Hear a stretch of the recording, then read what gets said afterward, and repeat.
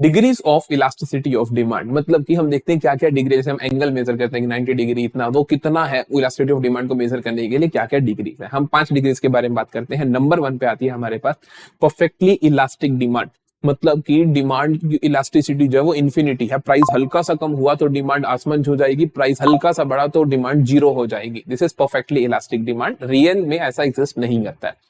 इस तरीके से आती है परफेक्टली इन इलास्टिक, मतलब कुछ भी चेंज नहीं आएगा, इन इलास्टिक है।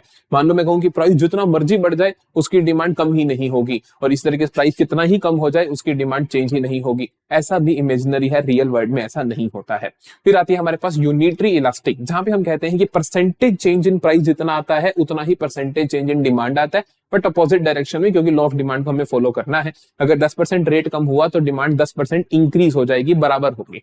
फिर आता है हमारे पास मोर देन यूनिटरी इलास्टिक, इसको इलास्टिक डिमांड भी बोलते हैं।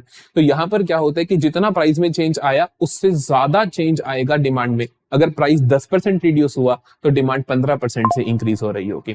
फिर आता है हमारे पास लेस देन यूनिटरी इलास्टिक, या हम इसे इन इलास्टिक डिमांड भी कहते हैं। तो यहां पर क्या होता है, प्राइस में जितना चेंज आता है डिमांड में उससे कम आता है। अगर मैं कहूं कि प्राइस हमारा 10% से रिड्यूस हुआ तो डिमांड इंक्रीज तो होगी, लेकिन 10 से कम, मान लो मैं कहता हूं 8% से इंक्रीज हुई, तो ये हो जाएगा मेरा लेस देन यूनिटरी इलास्टिक।